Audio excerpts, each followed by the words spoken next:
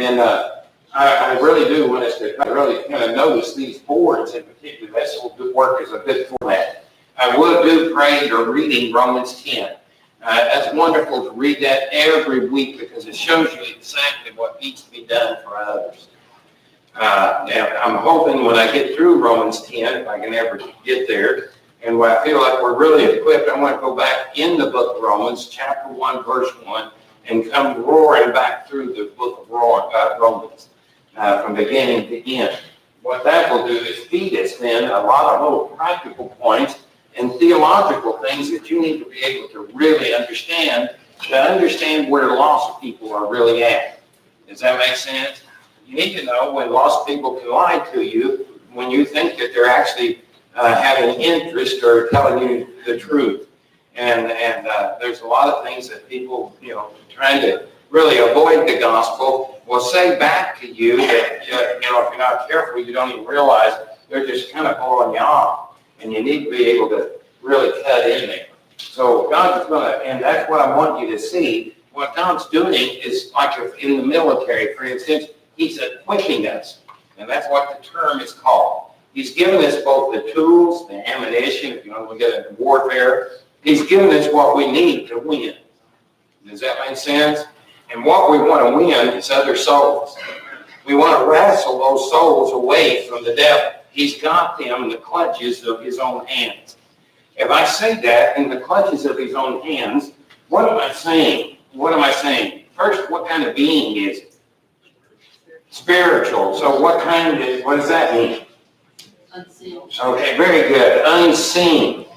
He goes to and fro as a roaring lion, right?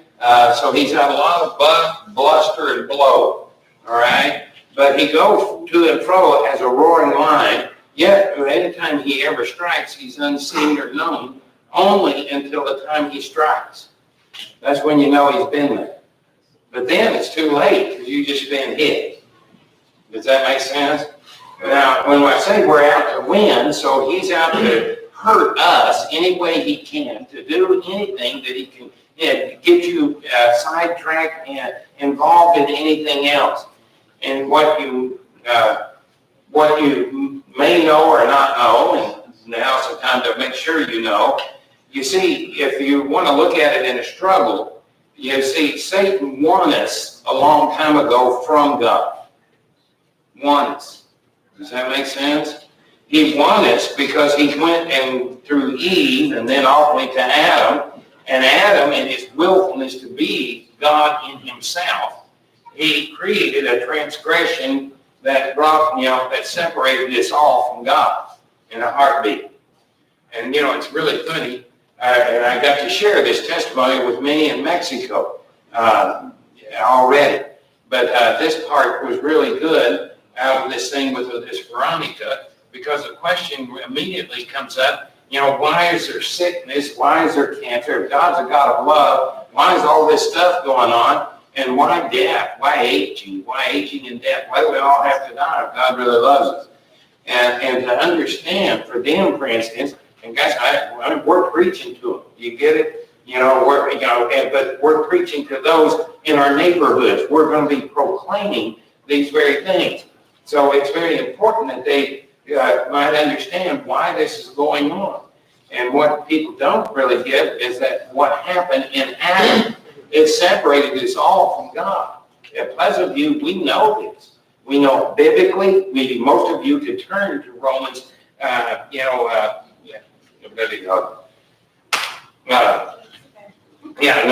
get it in a minute. Romans 5:12, Romans 5:12, and it says, by one man sin and death passed upon all men. Sin and death passed upon all men by one man. And that first man was known as who? It was Adam. And so in his rebellion and sin, it passed upon all. We all became sinners in that moment of his own rebellion. And then you might say, well, that ain't fair. He would, I wouldn't do that. Well, what the Bible says, that every one of us would have done the same thing. It says that every one of us in his likeness would have done the same thing. So, the thing of it is, we've all sinned And we've all come short of the glory of God. And the sin is a means to separate from where his status was with God. When he desired to be like God, he's pulled himself, and literally it's an adulteress. I'm just going to call it what it is. But it is a term that's used sexually and a term that is used spiritually, that we might understand that we were in intimacy with God. We were one with God. We were in God's thoughts and he was in our thoughts. Does that make sense? Our soul, God was really in us.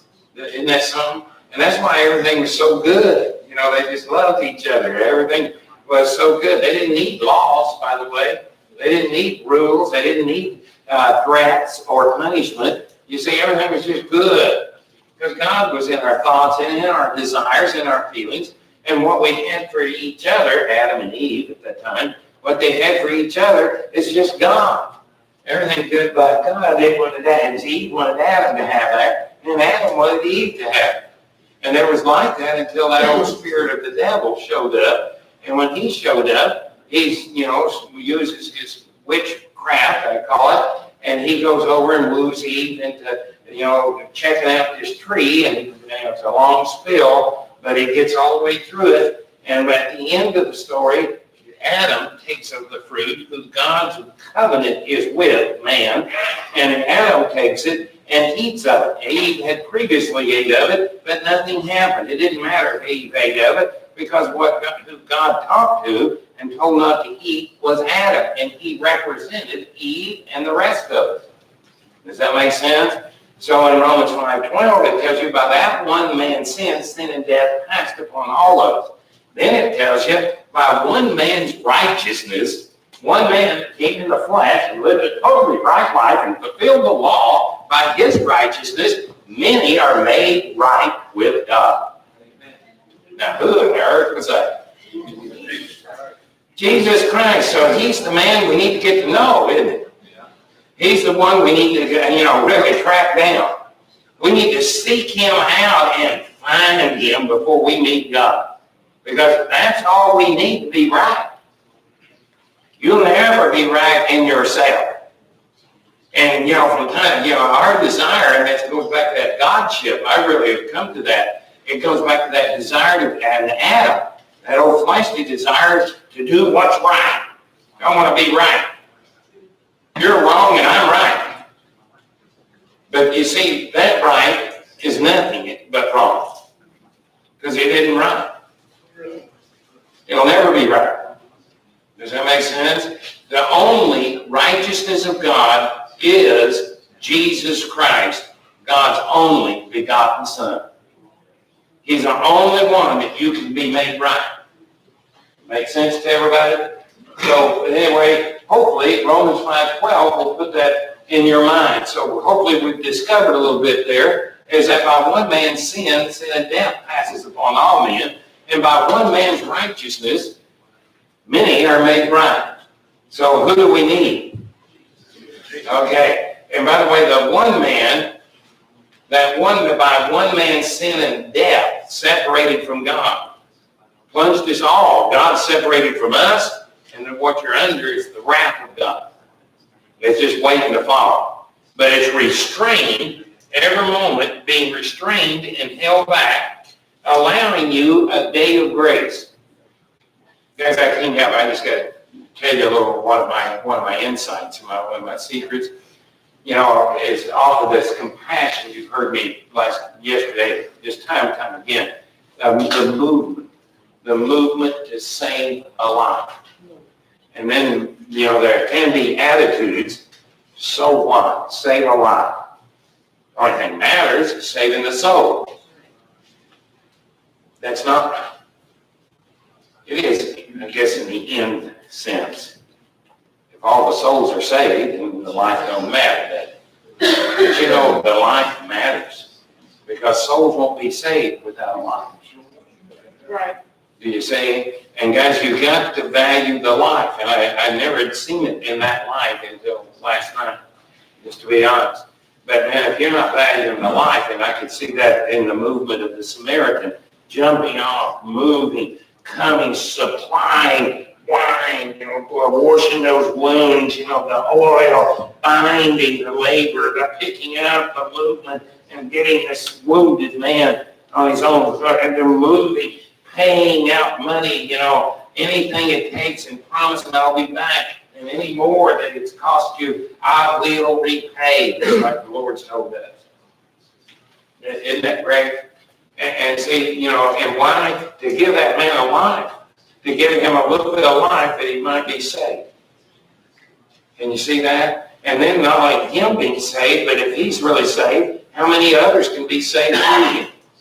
How many generations has that book and the story of the Samaritans been in fact saving people ever since? How many hundreds of thousands, if not millions and millions, of people that's going to be in the kingdom of heaven because of that? And that's what I was counting on this lady Veronica. I'm counting on Pleasant View who have already moved, and we've got that far, we've moved, and we're counting on God using this in such a manner that, boy, God's going to save multitudes. And I don't know why else to believe. I don't know how else to believe.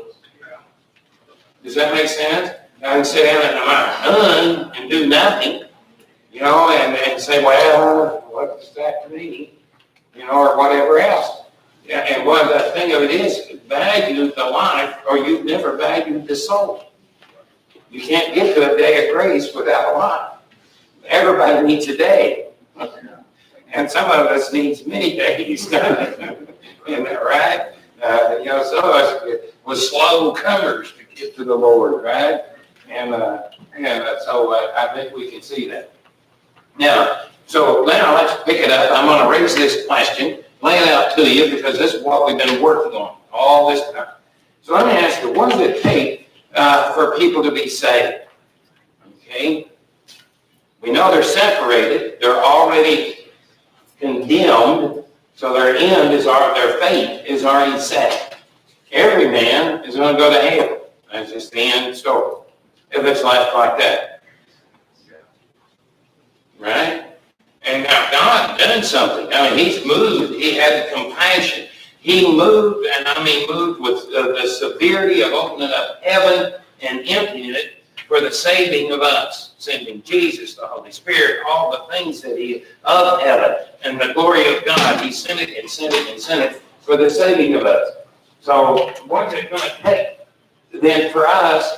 Because you see, what God did after sending everything it takes to save us, and then individually being saved, each and every one of us, He commissioned us all. He commissioned us and ordained us in this one work, to seek and to save that which is lost.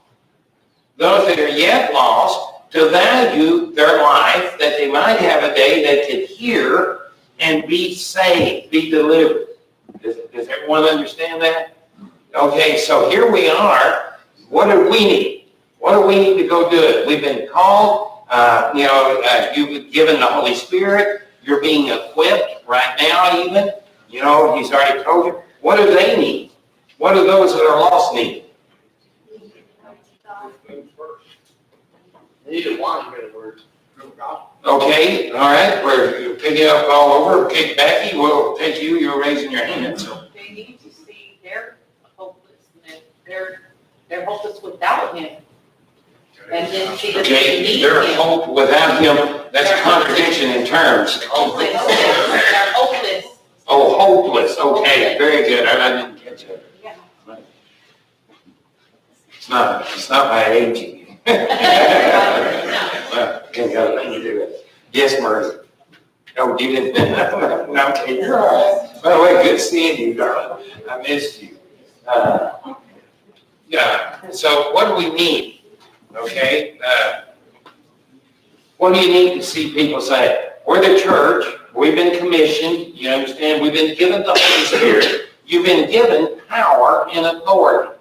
Did you know that?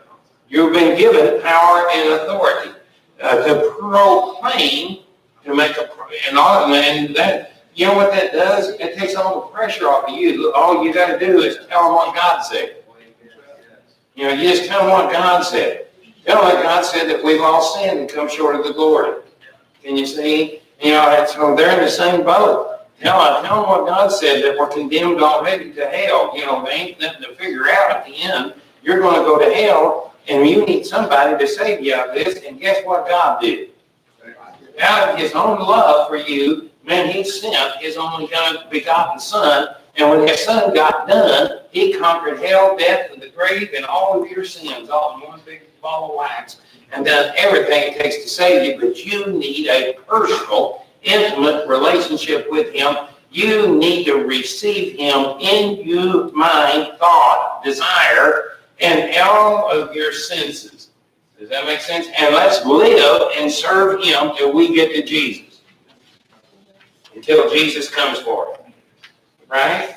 Okay, so we're fixed, aren't we? We don't need anything. Right? We should be fixed. But the one thing we do need, to see people saved, you need each other. Okay? Now really stay with me on this. We need each other. We need the brethren. Now why do you need the brethren? Okay, that's good. There's a ton of really reasons. It all has to do with the same thing. Because you've got a force out here that's against you. That the last thing he wants you to do is see anybody else saved. See, he worked hard with these little lines scheming with Adam and Eve and working, and in their debacle, that one debacle, he won the whole prize. They're all condemned already, and all he's going to do is keep them there. There's only threat to him today, and the glory that he will think he has over God is that he kept all the souls there. Do you understand? And then here comes Jesus triumphant. Here we come, and and the war is on. Does that make sense? And our war is honestly not with the lost. It's not that. It's with him. And we're here to deliver them from their lost. They don't know where they're at. They don't know where God's at with them. That's what it means to be lost. They've sinned, we've sinned.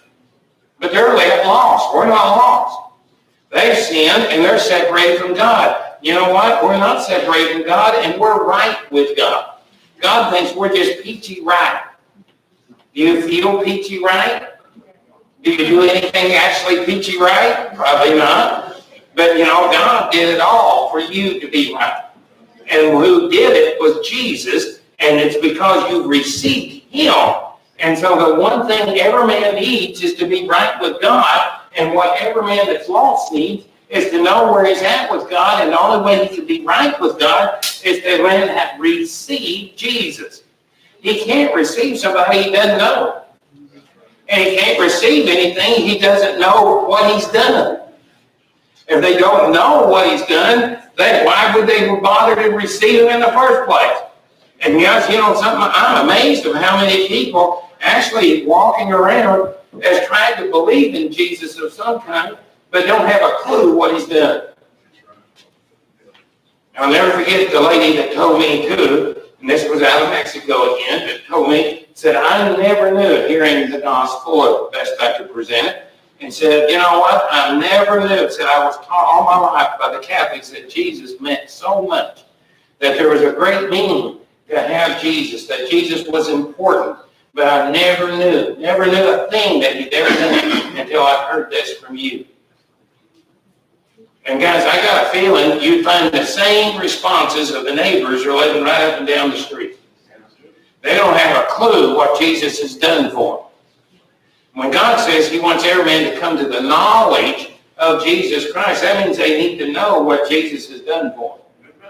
If they don't want it, that may be another thing, but that ain't for us. Our job is to make sure the knowledge gets there.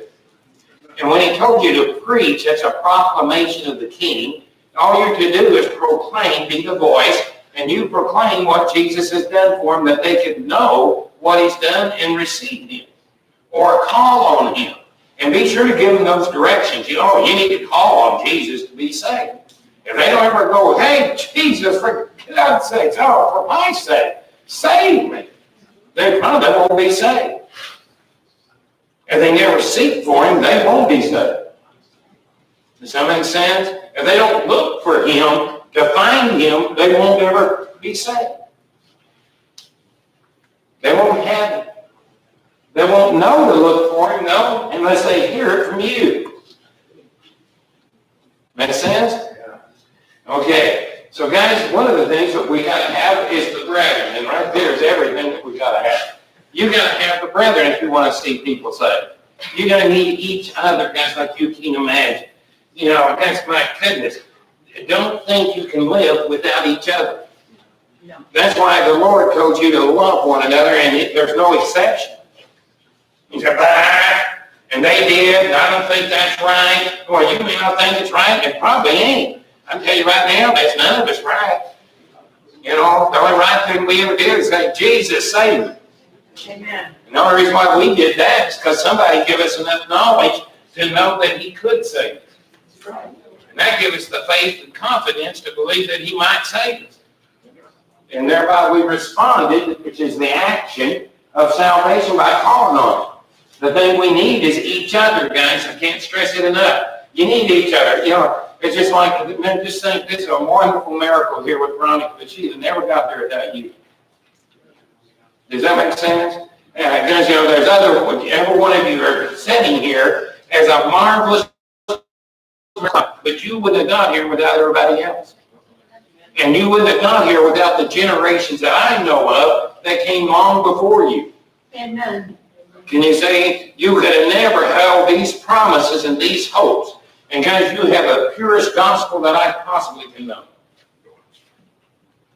It ain't mixed and contaminated with, well, I think, and what you want to do, and, you know, you got to do it. Oh, exercise your free will over there. Leap over here, do this, take a leap of faith, you know, and you know, that leap of faith, it just flops in hell, what it ends up doing. It's all garbage, guys, and it's all intermixed with man and man's works, and it twists everything that Jesus did back into oneself, into one's own works, and God owes me something. And it doesn't work that way. Okay, once we got the brethren, do you feel like you need a brethren? Yes, sir. Okay, good. Really tell me where you needed a brethren. Okay, somebody with you to preach the gospel, you feel weak or intimidated by yourself. Stronger, okay? Well, I'll take that. It's all right to be weak when it's you. Because you got a whole world and a devil waiting out there just to devour you at the door and try to devour your words before you get sick. Many of you guys are ate up with disappointment because you knocked on the door, you talked to people, you really told them some good things probably. They expressed maybe interest and even maybe told you and promised up and down that they were coming to church. And you go, woo-wee, I have one, right? And then you're walking off, and then they don't show up. And you wonder, what on the earth? My God, they had 10 million demons since you walked off. That's right. They had every reason of unbelief been thrown at them, rivers poured out, relatives showed up, it's this, it's that. A wife that never got angry in her life, all of a sudden is all bad and swearing divorce and everything else over a man's confession of faith. And yes, and it is. It's a warfare for them, but guys, when, you know, standing alone, man, it's like getting ate. Tell me what else. Tell me something else. Tell me something else. Come on, guys, quick. When somebody just tell me, why do you need each other? Tell me something else. Carolyn. Oh, okay, wonderful. Yeah, man, I mean, man, old Satan's over here with these woody woos, you know, remember them? Woody woo. You know, when you say, hey, don't go there, man, that'll get you killed. You know, that'll get you dang hurt. You know, and you're wasting all this time while you're out there. Can you see? You know, and you know, I love you. Come on, let's get on with the show here. You know, those type of things. But how many of you just met a friend? You know, but I'm trying to get this across, and boy, guys, I'm not a very good dad anymore. But man, knowing who your friends are, you know, honest to God, those that's, man, a real friend is one that's for you making heaven. Hell or high water, whatever else, and they'll stand with you when you're bad. They stand with you when you're good. They stand with you if you're ugly or if you're pretty. You know, no, that's for you. And they just want you to make heaven. That's a friend. Does that make sense? And we're buddying and trying to find buddies in the world. They ain't going to be there. You know that? And you know, I could just go off on blistering line right there. Somebody could think you kind of have a relationship with those of the world because you want to participate from drugs to anything else, but the things of the world. And man, I'll tell you, you better be with brethren, and you better stay away, and you better learn some moderation, and you better learn a lot of wisdom, and you better do it fast because Satan will eat you with those things. You certainly will. Anyway, guys, we got a war to win. The second thing is things besides each other. Hopefully we got that down. I'm running out of time so fast already. Heart's desire. Heart's desire. Guys, if you don't desire people to be saved, they ain't going to be saved. And a heart's desire. What kind of desire is that? Burning passion. There you go, burning passion. I mean, I can't breathe, I can't live, I can't exist another day. Somebody's got to be saved. You know, you grab a hold of somebody like this, and you call me Savior. You know, and it's like, oh, God, save me. And that means saved right there. Really, you know, because you must have won it. You know, how do you know? How do you know that you're really wanting it? See, we'll all say, oh, I don't want, you know, it's like Veronica. Some of you really did, you know, you said, well, we don't want her to die. You know, you guys went past that. It wasn't even about her dying. You wanted her to be treated. You understand what I mean? You want her to have the opportunity to live. You say, you know, man, when you got that kind of desire, you know, you just want them to have that opportunity to be saved. Man, if nothing else, just the opportunity. You know, the tragedy of man passing this life without the opportunity. That's tragic. Heart's desire. Okay, now tell me real quick, how do you know you have the proper heart's desire? Okay? When you move. Okay, that'll get it done. What's the first area of movement then? What would be if your heart's desire, now we're talking about passion, desire, what would be the first area that would be seen in? Thank you, Will. He's cheating on me. He's up there looking at the board. You got it. He's so right. He's so right, guys. Continual prayer. When you find yourself, and you got to put it in Hunter's terms, when you got your bead on the critter, you know, somebody that you want to see saved, somebody that you just really want to see saved, that it just wells up in you, and boy, you find yourself praying for them to be saved. You know, and that's another thing I think this Veronica thing's done for us. I think, how many's prayed for her to be saved? I mean, go ahead, raise your hand, please, for me. Okay, because I really want to see that. You know, I mean, really, personally, you don't have to, guys. I mean, just understand this. You know, I'm asking this to see, you know, was you moved so much about her, not even knowing her, not even seeing her, but that you found yourself praying for her healing? How many's done that? Okay, and you know, I think that's magnificent. I think that's just wonderful.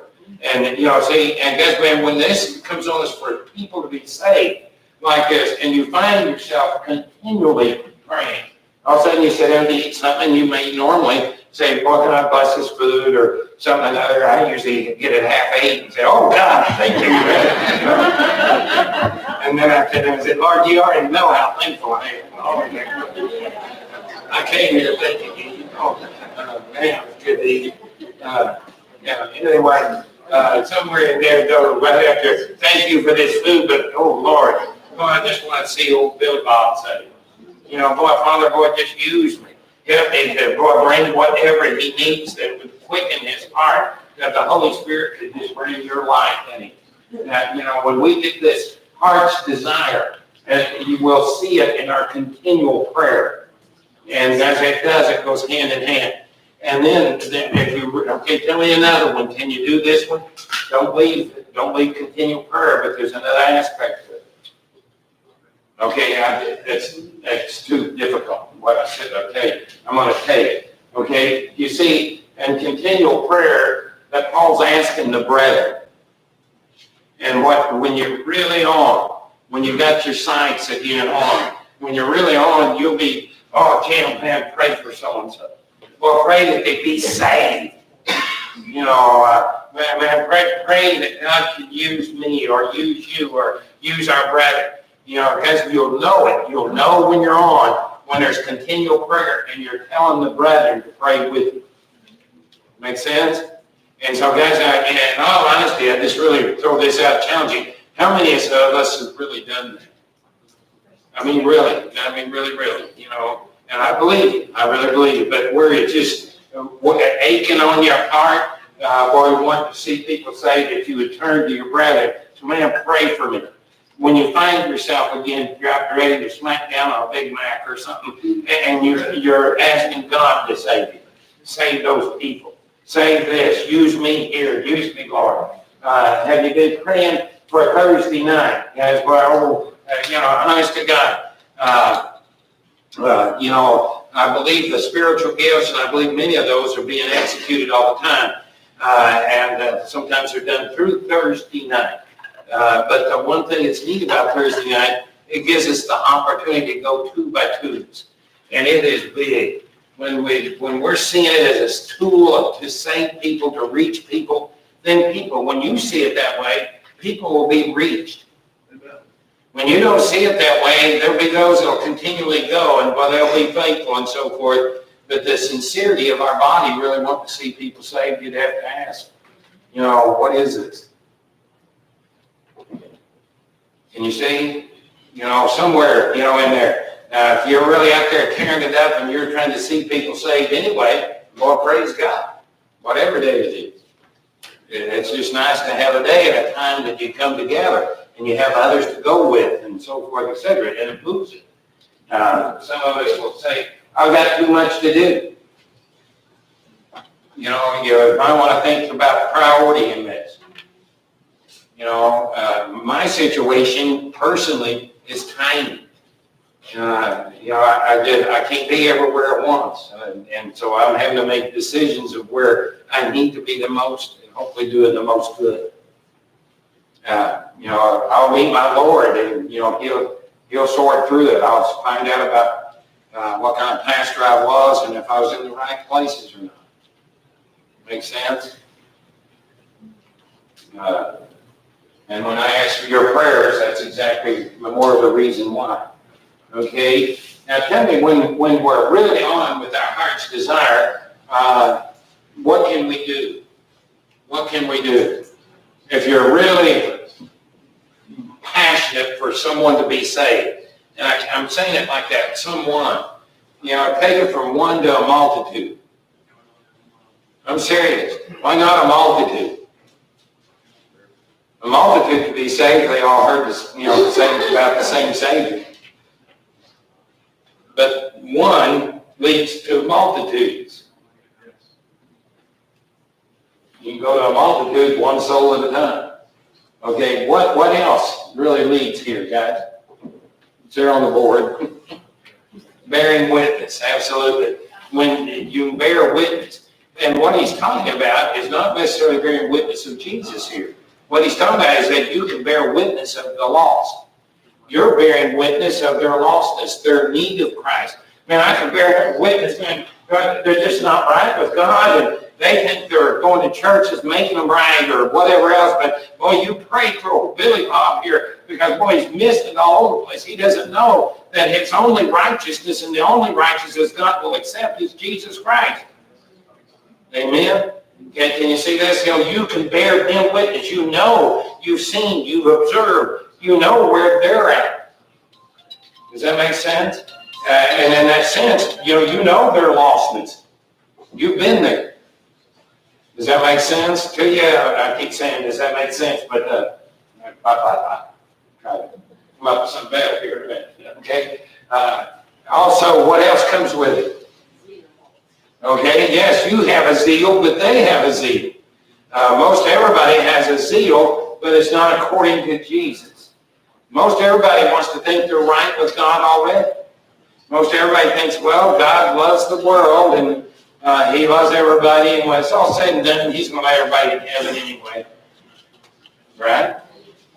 You'd be amazed at millions of people that really tries to, and another one that's really good, boy, just come and see Jesus. Come and hear him. want to hear about him and come to that knowledge of Jesus. Just come to church with me, and then they come back, oh, well, we're spiritual. We don't need to go to church. We're spiritual.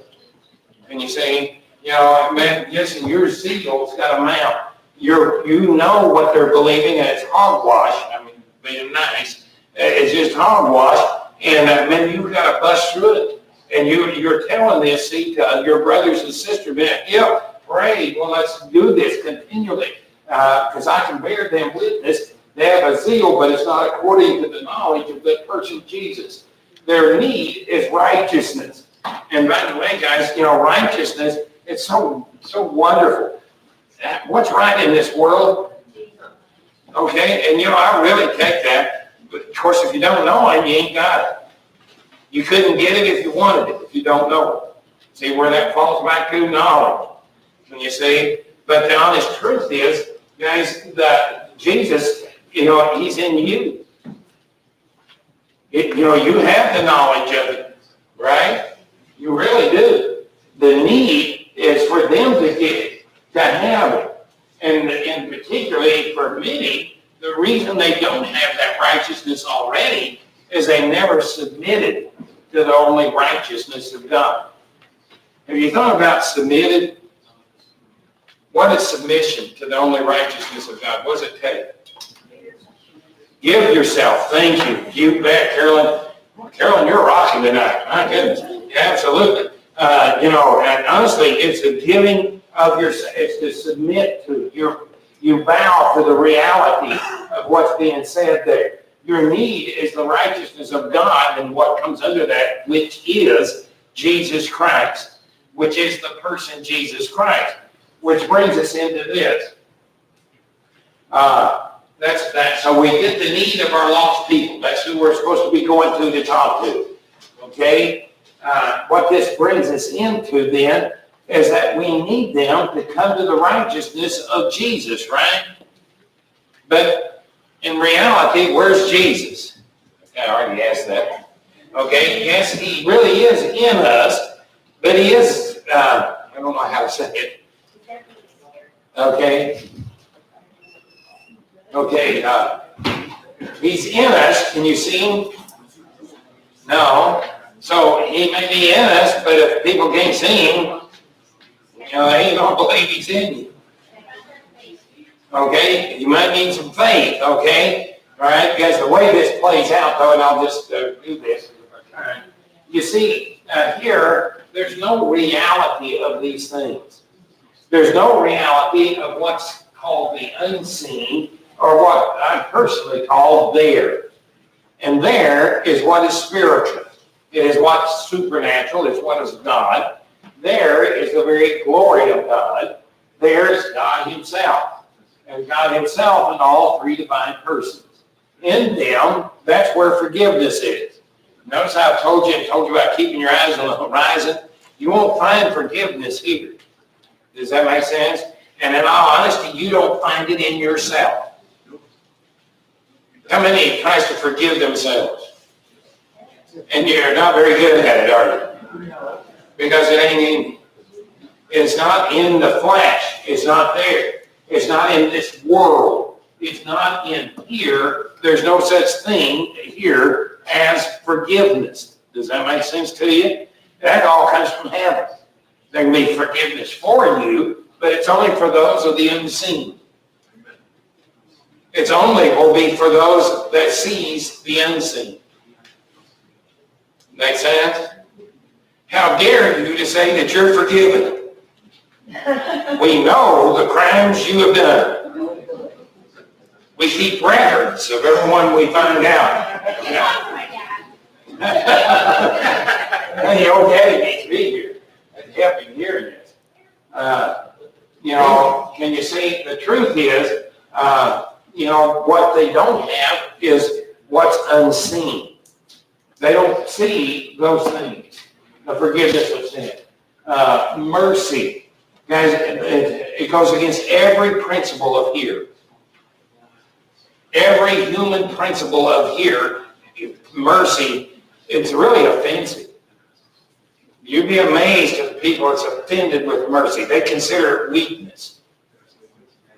Can you see? They believe everybody ought to get what they justly deserve. I'm glad God did. Amen. Right? Okay? And yet, God is a God of justice. He is the establishment of justice. And insists on justice. There's not a sin that went unpunished. God has punished every sin one way or the other. What do you think?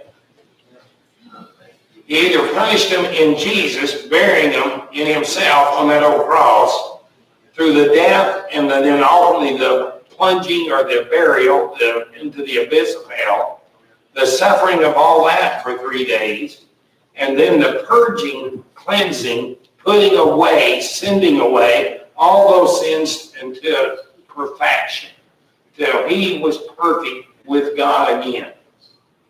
God in holiness raised him from the dead, because it was the only just thing to do. God could not, by justice, it's so fun to play this. You can walk through, everything God did was just. It doesn't seem just, you're still free. Look at all the things you've done. And God ain't going to punish you. That ain't fair. That's mercy. There ain't an ounce of that in this world. You can't find it in your own flesh. You don't have mercy for yourself. You ever notice that?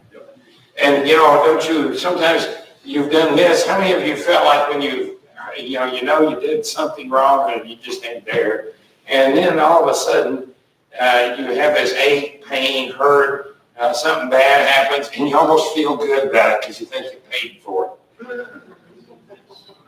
Well, you think, well, God's paddling me. If God ever paddled you, you couldn't survive it. I'm just telling you. God carries more than a big stick. Oh, isn't he great? So anyway, mercy. By the way, there's nothing here can love and just keep loving. Love without a cause. The only way one does that is having Christ in them. And then you love like that. Don't get me wrong, boy, Jesus insists on you love one another. And I'm going to tell you this much, because you ain't going to get to heaven unless you live this out toward others. You understand? He don't give us to you, and then you never use it. Well, just on the opposite of what you were saying, those up here that say that, everyone should get what they justly deserve. In the end, they will get just that very same thing, what they just have. Yeah, that's exactly right, James. Well, that is. They get what they justly deserve. Another thing too is that all these are so good, but joy, peace, just kind of let that go. But we could talk for hours on each one of these. The grandeur of you have these, because I never knew what it was to have the peace that I have now. And it's funny, it was there all the time. If you ever, I don't know how to say this, but it's like stepping into something and all of a sudden you're in another zone and all of a sudden it's wonderful, glorious, and then you realize it was there all the time. What a fool you was. You was hiding in the trees, You just looking at all the stuff that was here, and that's honest to goodness, truth. He just loved us, My goodness, he's loved us a day in and day out. Every time I get, you can't love me because then I've done this, I've done that, this, that. The whole time he still loved you. Yes, he He does. loved you without merit, without you earning it, and without a condition on it. Isn't that something? He didn't love you if you're good. He didn't love you if you're bad. He didn't love you if you're ugly or if you're pretty. He just loves you. He just loves you. And again, you can't love like that by nature, by natural means. You would have to have that love in you. And then, boy, don't get me wrong, he expects you to love others that same way. Notice that Samaritan. honestly, you'd have, if you were a Jew, you would have no confidence that guy's going to stop and help you. For no other reason, the way you and your families and generations of your families has treated the Samaritans. There's no way this guy's going to stop. And instead, the priest should stop. He should be merciful. The Levite should be my neighbor. He should care about me. And then they avoid him like a plague. He's no use to him. You get that? Here comes the old Samaritan, I kind of seem to have tail teeth, or something. And he looks out there and he blinks his eyes and he sees, he probably sees the blood and the man's face plunged in the dirt. Smoking hot, by the way, by that time of day. And how he rides to him, and the scripture emphasizes, man, he gets to him, not letting a second relax. Do you get that? Do we get to anybody not letting a second get away? Can you see, do we see the peril we're really in? And guys, I'm really hoping to come back and preach that whole thing through and just show you what the lost world really is. All that is so great for the lost world, for us to understand where they're really at. And then this guy, look, he just loved him. It didn't matter. He's bleeding. You could come up, he's Jew, he's religious differences, he played all those games. None of that matters. He just wanted to live. And he might be saved. Can you say, just want him to live, but they might be saved. Just live, And the just go, why can't we want everybody just to live?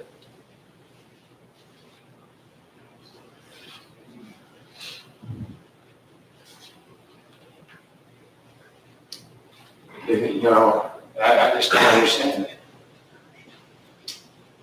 I really don't.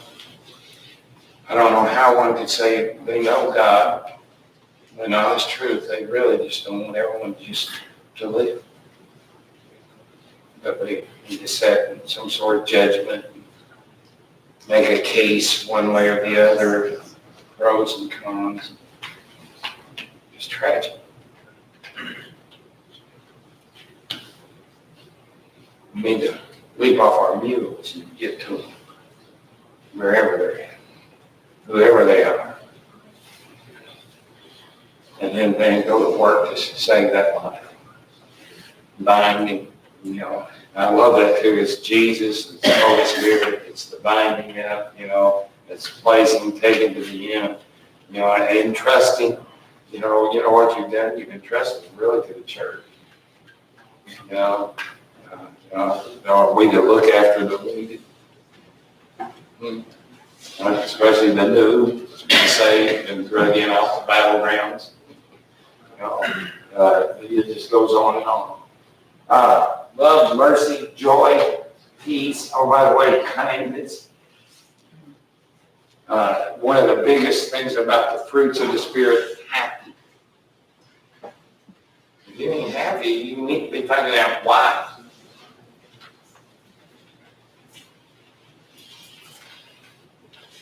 My mama did me wrong. So I ain't happy. With that attitude, what do you see? It is dark, and it's just here. You need a reason or a cause to blame somebody else that you're not happy. See, if you had Jesus, and He's what's real, the only thing that leads you is happiness. Back up on kindness. All you want is just to be kind to everyone. Don't want to hurt nobody. Don't want no evil. Just don't want to. Isn't that amazing? All these is unseen. Here, this is what you get. The physical life is separated from God. It's always void and empty of anything that's spiritual. The soul is bound to a beast of self, and it's so good because it's a slave to that beast. The soul, the mind's used, it's whipped, it's beat, it has all these thoughts flooding it. They all miss God every time. It causes hate and bitterness, envies, jealousies, adultery, strife, arguments, and ultimately murders, killings, and wars. It just piles on the bigger side. And all of that's here is going to hell. And guys, this is one of the most important points, and I'll let you go tonight. But you need to understand, here is where? All around us. Okay, thank you. It is. It's all here. This world, if you notice, when Jesus does come, anyone that has believed in him and has Jesus in them, what happens? Okay, she said they take them home. What happens is they are translated. That means they leave this body. They get out of the body. It's called the Day of Redemption, by the way. I finally got off and get out of what's troubling me, what's holding me back, what interrupts my joys and all these things. It's all tied up in this. Can you see? Well, you see what I'm trying to tell you? None of this is getting out of here. This place all is judged already and is condemned already to hell, and it's going into the abyss. Does that make sense? But when Jesus comes, you're delivered out of this. Notice right now, those that believe in Jesus, where are they at? Okay, she says heaven. When there's terms like comfort and paradise, with the Lord, so being present with the Lord, what's distinct about all those descriptions? Where are they not? They're not here. They're not here no more. And think about that, comfort, peace, joy. Yeah, they're there, filling it up. Isn't that great? It's just really. Okay, the problem is no one can see the things of there from here.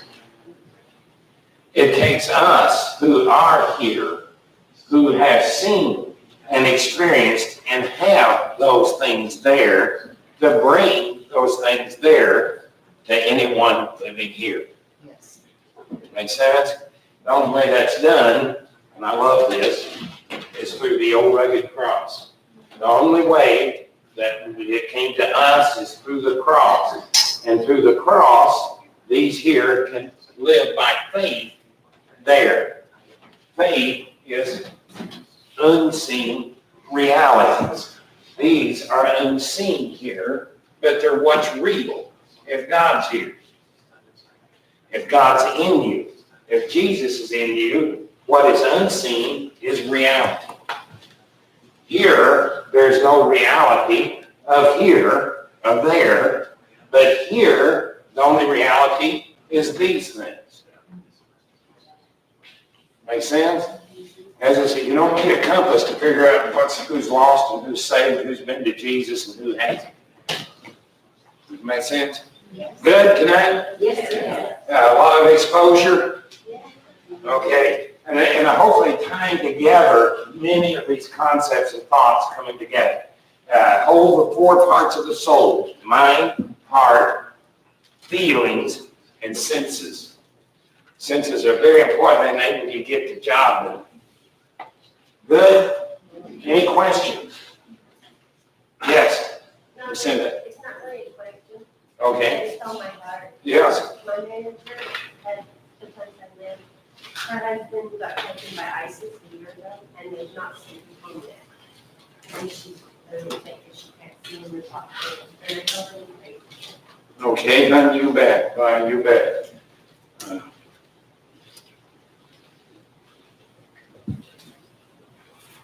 Anyone else?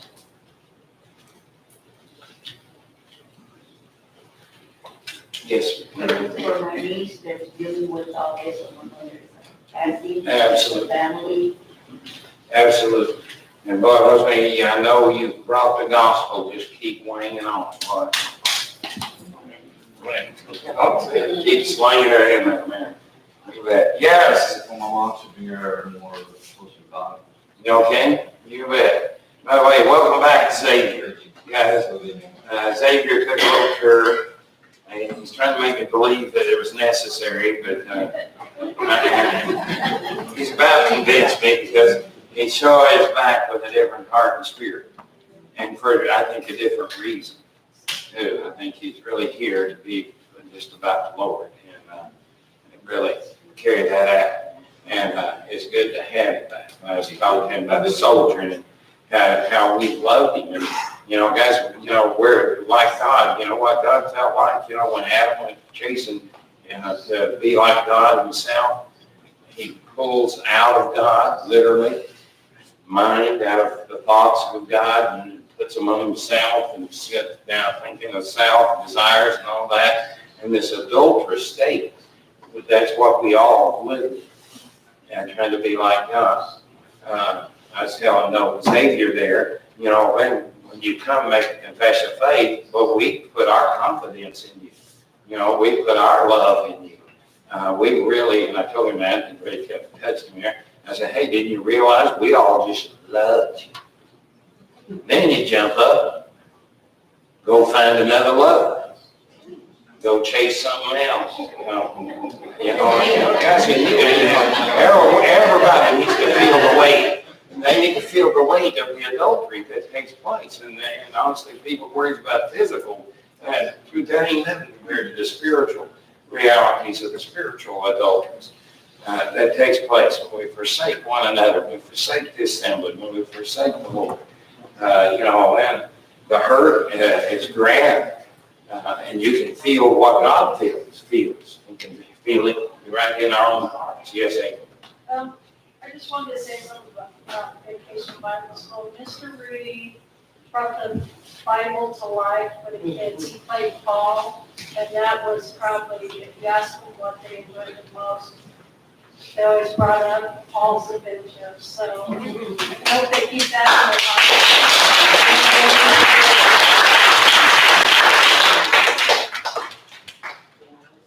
in their mind. Mr. Rudy was